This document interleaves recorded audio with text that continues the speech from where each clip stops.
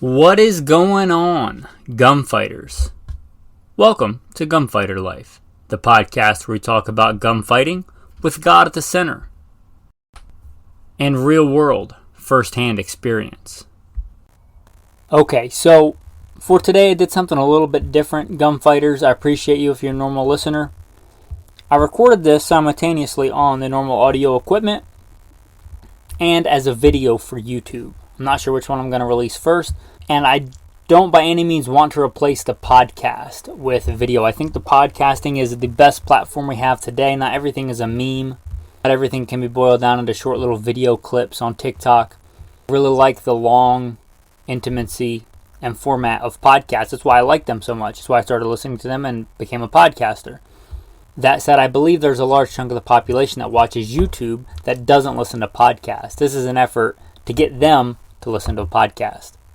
With that, if it makes the podcast not as good, you got to let me know. If you want to check out the video, it's the same, goodshepherdtraining.com. Anyway, with that, I'm going to put in the bio and then the audio from the video. Who am I? A question we should all ask ourselves. I am, first and foremost, a servant of God, made in His very own image, a follower of Jesus Christ, a simple man called by God to the Great Commission to share the good news of Jesus Christ.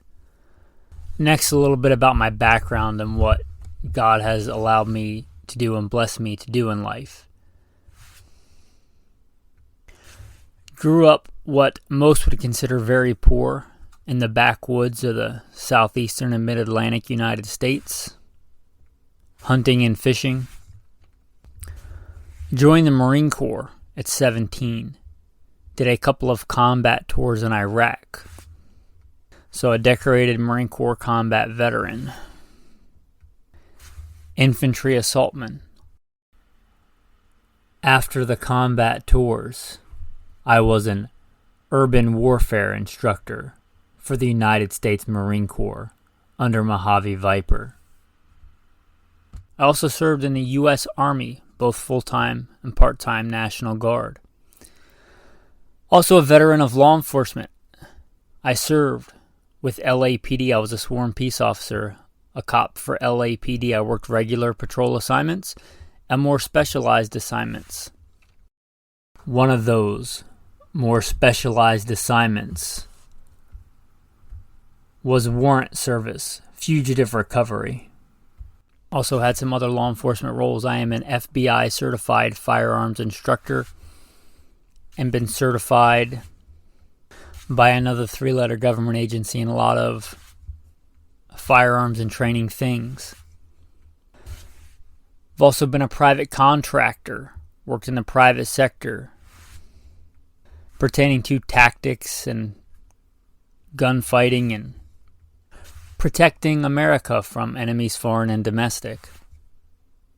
I served as the commander of a tactical team to stop active shooters in a large metropolitan area. That was our primary mission, to stop active shooters, which sadly are a thing in America today. I've also been blessed to do quite a bit of competition shooting. Started my first formal competitions even before joining the Marine Corps at 17. I had won more shooting competitions than I can remember. I have competed in all manner of disciplines in shooting. I've been blessed to be a state rifle and pistol champion, West Coast regional champion. Like I said, been blessed to win more shooting competitions than I can remember. Mentioned hunting. I've hunted to put meat on the table starting when I was a child. I've also been a professional big game hunter and guide, hunting and slaying all manner of beast. And I don't apologize for that. Humbled to be the host of 3 podcasts. Simple Man Sermons, Alpha Male Podcast, and Gunfighter Life. Obviously, as things not mentioned, I've been blessed to do many other things. But, again, first and foremost, I'm a servant a servant of God, a believer and follower of the Bible, the Word, Jesus Christ. And I don't apologize for that. With that, let's transition into today's topic. Alright, gunfighters. Gonna try something a little bit different. A video podcast, I guess, if we want to call it that. So first and foremost, I want to say, if you have not read your Bibles today, stop watching this and do something more important and go read your Bibles. Assuming you've already done that, today's topic is going to be choosing the right handgun for you. Now, that really depends on what you are going to use it for, right? So you got to figure that out. I assume for the vast majority they're going to watch this, it's going to be for concealed carry or a duty gun of some sort. If it's for competition or something, obviously your criteria are going to be different. But let's start off with that in mind. So the first thing I want to cover is fit. Does it fit your hand? And there's a lot of stuff out there that I really don't like about handgun fit that even people that I respect talk about. They talk about how it feels in your hand, okay? I'm a man. I could care less how it feels in my hand. That's secondary. Does it fit you? Not how good does it feel. We're men. We don't do things based on feelings, right? We do things based on reality. So, this is not a real gun. It's just a hunk of plastic, so I am going to point it at the camera. And so this is a replica of a 1911. What I mean by fit, so hopefully you can see this. If I have this gun and the front sight is in line with the rear sight, and it's in line all the way up my arm, so that recoil goes straight back into my arm. If that is in line perfectly straight, when I grab that gun the way I'm supposed to, high and tight, if I rest, the center of my finger should naturally rest on the center of that trigger. The center of the pad on the center of the trigger. The center of the pad on the center of the trigger, with that perfectly in line. Alright, so that when I line that up and I go to shoot, the center of the pad is on the center of that trigger. God gave us this wonderful thing to aid in finding the center of our trigger finger, right, to help us shoot better. It's a swirl in the center of our trigger finger. I put a little mark there with my EDC mini Sharpie so you can see that. But the center of that swirl is the center of the pad. You want the center of that pad on the center of the trigger. You don't want to pull the trigger with the tip of your finger or with the crease of your finger. If you do it with the tip, you're going to force the gun over to the left somewhat.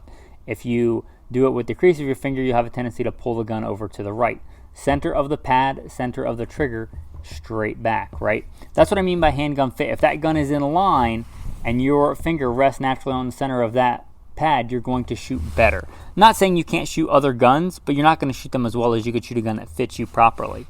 Just like there's other things that culture will tell us today we can change about our anatomy, you can't. And you can't change that. You can't change the size of your hand. That's what I mean by handgun fit. So there are things you can do, like a 1911. They have different size and shape triggers. Whether they fit you or not, you can make it a little bit shorter, a little bit longer. But in general, a lot of guns, it is what it is. Like a Glock, it either fits you or it doesn't.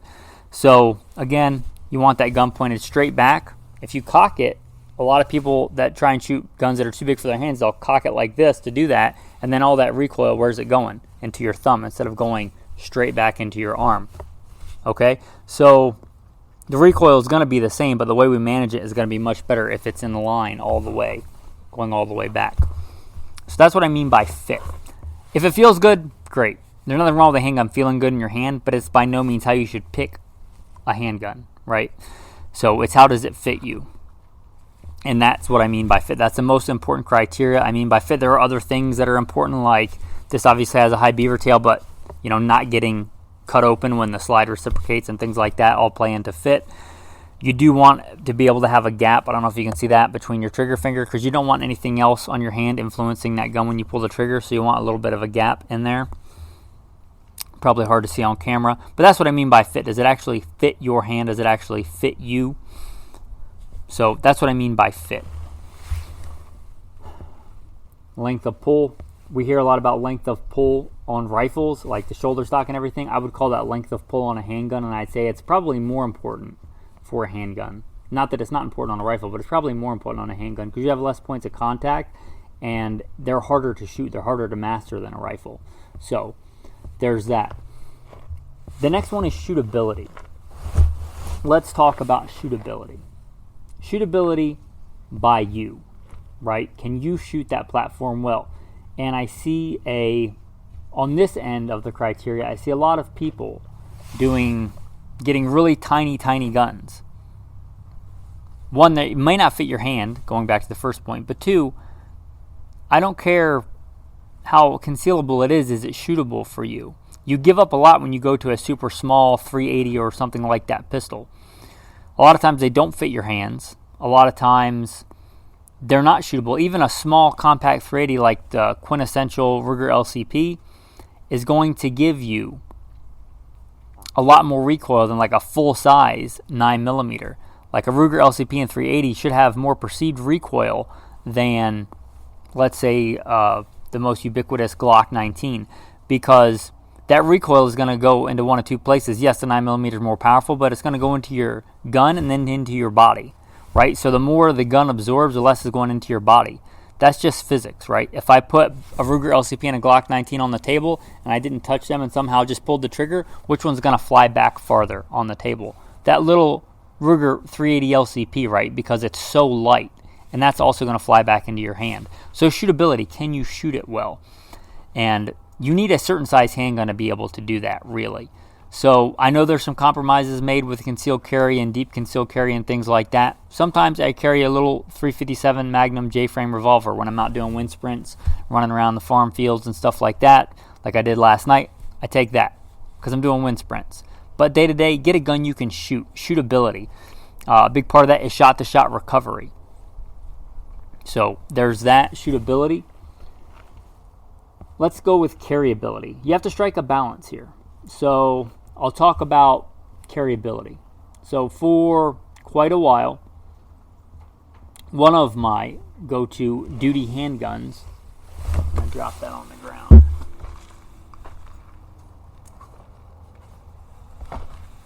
Now this is a real handgun.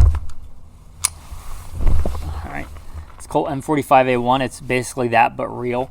Okay, if you notice, I did do one modification to it. Actually, two. I put a magwell on it, and I made the length of pull shorter so it fit my hand better, right? So there's that. I will not be pointing this one at the camera. I guess there's nobody behind it, but there are some horses behind it. So,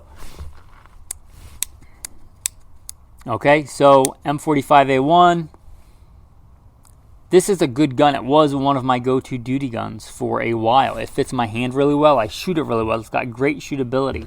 But the next point, carryability. This thing is a beast. It weighs something like 41 ounces dry, not including the whatever grain, fully loaded magazine that's in it. So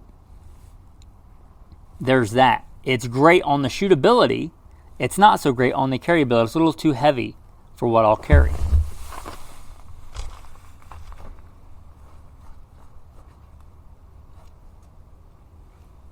Now, the gun that I carry, this is my EDC. This is what I was wearing when I decided to make this video. It's not staged, nor am I. I didn't shave, and I got some dirt on my pants. But the gun that I decided to carry, if I take it off, I decided on this because it's a good balance between shootability and carryability. It is a Sig Sauer P226, right? It's in the holster. It is hot. So there's that. So this is a Sig 226. Single action only, Legion, okay? It's in the holster. I'm not going to point it at you. It is hot, but it's single action only, Sig Sauer 226. This is a good balance for me between shootability and carryability. It is a good shootable gun. It's also what I consider my limit for what I will carry. It's much lighter than the 1911 because it's a aluminum frame as opposed to a 1911, which is an all steel frame.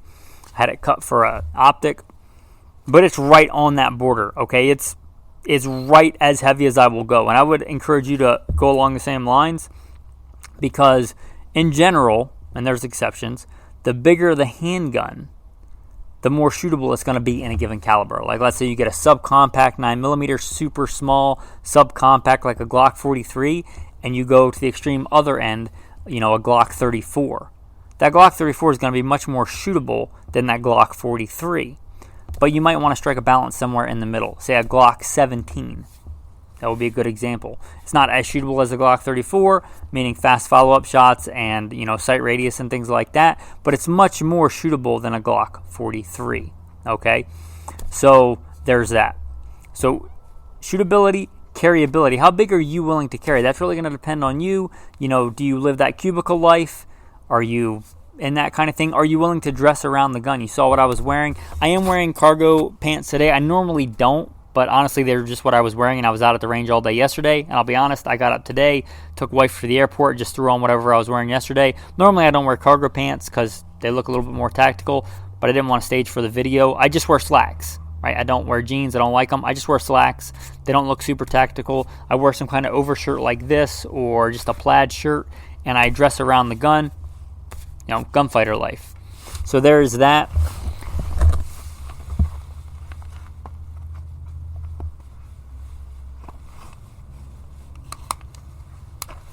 All right, so going back to the trusty old 1911.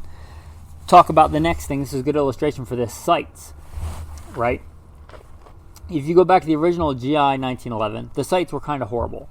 Most modern handguns are going to have decent sights. I prefer a good, solid, big front sight if I'm running sights. And I do now run optics. I was against them for a long time. I actually took a couple months and trained with them and thought, instead of just, dismissing them right off the bat, I'm actually going to run them and train with them. And I did. And they're better. They're just point blank. I've come to that conclusion. They make me as accurate, faster. And that's a big part of winning gunfights. This is gunfighter life. So there's that. I still would encourage you to learn how to shoot with iron sights, just like I would encourage you, if you're learning to drive, to learn to drive a manual. Even though less and less cars are coming in stick shift, I would encourage you to learn how to drive that so you can. And I would encourage you, just like my gun is set up, if you were going to run a gun with an optic, I encourage you to run one with a co-witness so you can see the irons and the optic. Because anything like that has propensity to fail. And at least you have a redundancy and a backup. But I encourage you to learn to shoot with iron sights first and then run an optic to get even better. Don't just start out with an optic unless you have some kind of optical weakness and you have to. But there's my advice on that. But for iron sights, good combat sights. So whatever whatever you want that to be for you. And that really is going to depend on you. But big usable sights. Not like the kind of vestigial sights you'll see on Ruger LCP, the Gen 1s or whatever, or the original 1911s. But good usable sights. That's important for picking your handgun. You want to be able to shoot it. And to shoot it, you need to see the sights. So there's that. Set that down. The next one is firepower. The first part of firepower is going to be caliber.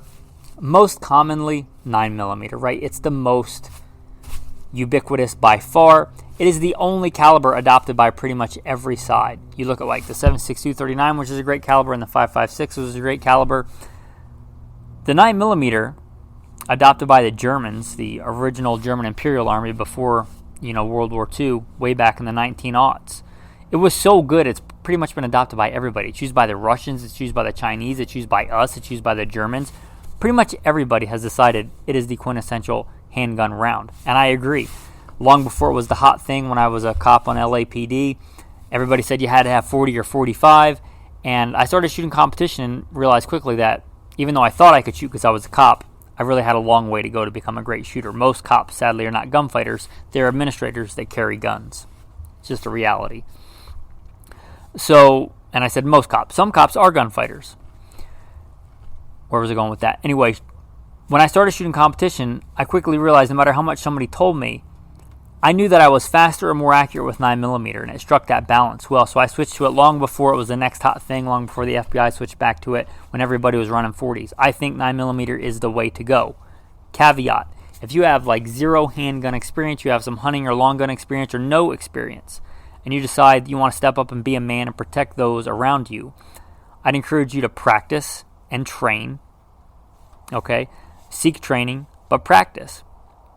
And a good way to do that I encourage is training with a 22. You can get 22s that are very analogous to the fighting handgun you're going to use.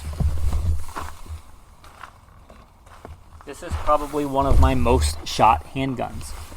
You'll notice it is set up very much like, it's got very similar ergonomics to a 1911, very similar ergonomics to the carry gun that I carry, and I practice with it quite a bit.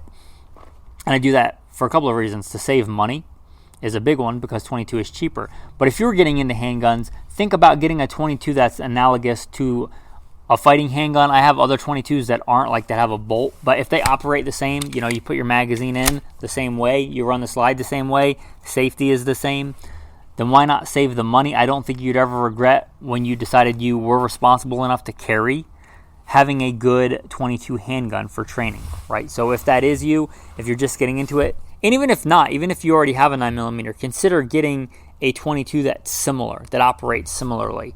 I think it will pay for itself just in ammo alone. But that's the caveat. If that's all you have, certainly plenty of people are killed with a 22.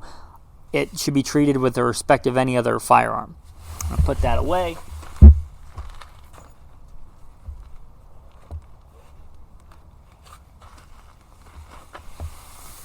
But 9mm is where most people are going to settle, and for good reason, for a defensive handgun. There are reasons to go to other things, but for today, 2022, 9mm really does strike that balance between shootability and cost and stopping power, effectiveness, whatever you want to call it, label it. So there's that. I think 9mm is probably the way to go. If you want to choose another caliber, you want to rock a 10mm because you're in bear country or whatever, have at it. I have this, my go-to carry gun. When I bought it, it was N.R.A, and I factored in the price for a 9mm conversion barrel. I also have a 357 SIG barrel. Actually, it was in 357 SIG, and it came with both barrels. But anyway, there are reasons for other calibers, but for the most part, if you're asking me, 9mm is the way to go. The next one is capacity. I think this is largely overblown. The vast majority of gunfights are ended in a couple of rounds, and if they're not, then it's because the person shooting probably doesn't shoot very well. There are exceptions, but the vast majority. People get too wrapped up around the axle on how many rounds does it hold, when that is not unimportant, but it should be far down on the list. To me, the first round is by far the most important. Hit with your first round, hit with your second round, hit with your third round. If your gun holds a bunch of rounds but you can't hit with it, what good is it going to do? I was a Marine, the Rifleman's Creed. It's the hits that count. Doesn't matter how many it holds if you can't hit with them. Shootability, meaning by you, does it fit you? Can you shoot it well? Can you recover from recoil well? All that's more important to me than capacity. I'm all about, the Second Amendment. You should be able to have whatever capacity magazine you want. If you want to conceal carry a 33 round Glock mag, have that. You have the freedom to do that. I just think for realistic, real world situations, it's less important than the other things we've talked about today, but have a reasonable amount of rounds. A Derringer to me does not cut it. The next one we're going to talk about is price, because one of my go-to duty guns for a long time was an STI. Now they're Staccato, but back then when I was rocking them, they were STIs. That's great, but not everybody can afford an STI. They might be really shootable for you. They may fit you like a glove. But do you have a $2,500 handgun budget? By God's grace, I did at the time. That was my primary job, was to command a tactical team to stop active shooters. I wanted the best tool for the job because people's lives and my men's lives depended on it. But you have to balance that. Do you have, let's say STI dreams, but a Taurus budget? You got to find something within your budget and something that's reliable. So figure what that is for you. You don't have to spend a lot of money to get a good gun. You can get good values in guns. A good place to start to look. A lot of people are going to say Glocks are fine. And just like the 22, if you buy a decent Glock, you're probably not going to regret having one. I still have one. I still run it. I still run it in training classes and stuff because it's what most students run. And I don't want them to think I shoot really well because I have a fancy gun. I want them to see me shoot just a regular out-of-the-box factory option Glock. I don't think you'd regret having one. I would steer you more towards the Smith & Wesson M&P. Number one, it's American-made in America by Americans. It is very similar as far as reliability goes. I have won more competitions with a M&P than any other handgun. They are very ergonomic. They have very similar ergonomics to the 1911. They're a good American-made handgun. They fit a lot of shooters well. They have interchangeable back straps, and not just the little ones on the back like Glock does, but the whole palm swell and stuff changes. That may or may not help you out. They're a good gun. I would say start there. If you want to get a Glock, fine. That's a good value in a handgun. If you can't afford that, then look for a good used handgun. The vast majority of people, including police officers, they never run a gun hard enough to wear it out. So don't worry about that. If you go and get a good handgun, especially from a good manufacturer, a used Glock, a good M&P, and you buy it used and save some money, a lot of times if there is something wrong with it, they'll fix it for free. Ruger, any of those, right? So that's kind of it for that. My final thoughts. Tactical tip of the day. One thing that I like to do is we talked about sights, handgun sights, or that 3-dot sight. I'm not down with 3 dots, especially when I'm shooting really fast. You got your rear sights and your front sight, and they're moving fast, and they all got dots. Sometimes they get mixed up if you're shooting really fast. So I don't like that. I like my eyes to be able to focus on one thing. If you're running iron sights, I usually will take a Sharpie and black out the rear sight, and sometimes even take some obnoxious colored paint and paint the front sight. Since we are on video, I will demonstrate that with one of my most shot handguns. And I will do this so that I'm not pointing it at myself. But if you can see that, blacked out the rear sights and big obnoxious bright colored front sight. Hopefully you can see that. That's your tactical tip of the day. And if you're used to the actual podcast, you'll know tactical verse of the day. More important than anything else. Fight the good fight of faith. Lay hold of eternal life, to which you were also called, and have confessed the good confession in the presence of many witnesses. I urge you in the sight of God, who gives life to all things, and before Christ Jesus, who witnessed the good confession before Pontius Pilate, that you keep this commandment without spot, blameless unto our Lord Jesus Christ's appearing. Thanks, man. Have a blessed day.